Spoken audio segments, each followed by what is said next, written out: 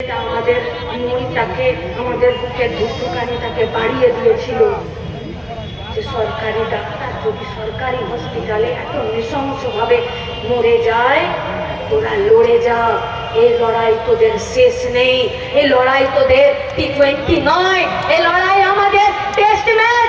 আর লাল ঝন্ডা জানে শেষ অবধি খেলে ম্যাচ বের করে নিয়ে আসতে। আমরা আমাদের কমরেডদের সাথীদের লাশ যত বয়েছি এক কাঁধে, दूसरे कांधों पर हम लोग लाल झंडा पकड़े हैं। যতই কাঁধটা লাশের ভারে ভারী হয়েছে, ততই কাঁধটা লাল ঝান্ডাতে ধরে থাকার জন্য আরো শক্তিশালী হয়েছে।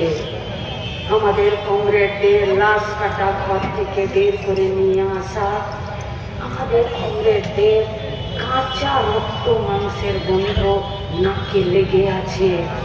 শান্তি পাবো না যতদিন না পর্যন্ত ধর্মের নামে, ভাষার নামে, লিঙ্গের নামে, জাতির নামে ওরা প্রতিটা দিন আমাদেরকে ভাগ করার চেষ্টা করবে আর আমাদেরকে খুন করবে, আমাদের বিরুদ্ধে মিথ্যে মামলা দেবে।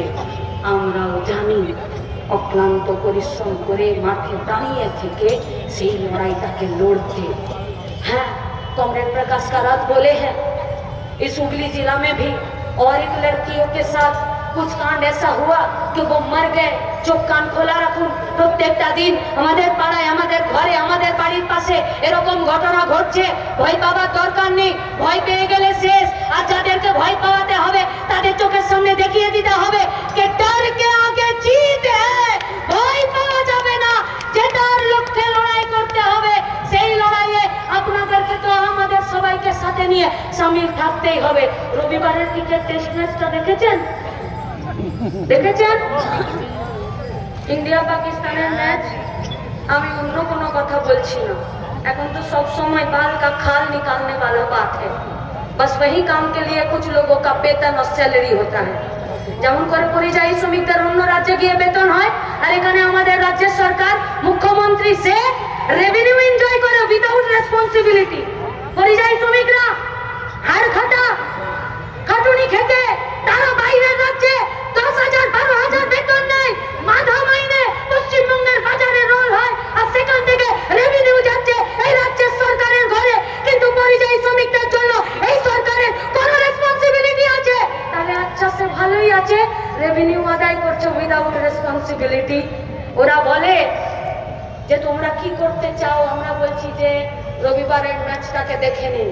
অনবদ্য ম্যাচ হলো, যেমন বোলিং হলো তেমনি ব্যাটিং হলো, আর জিতে গেল ইন্ডিয়া।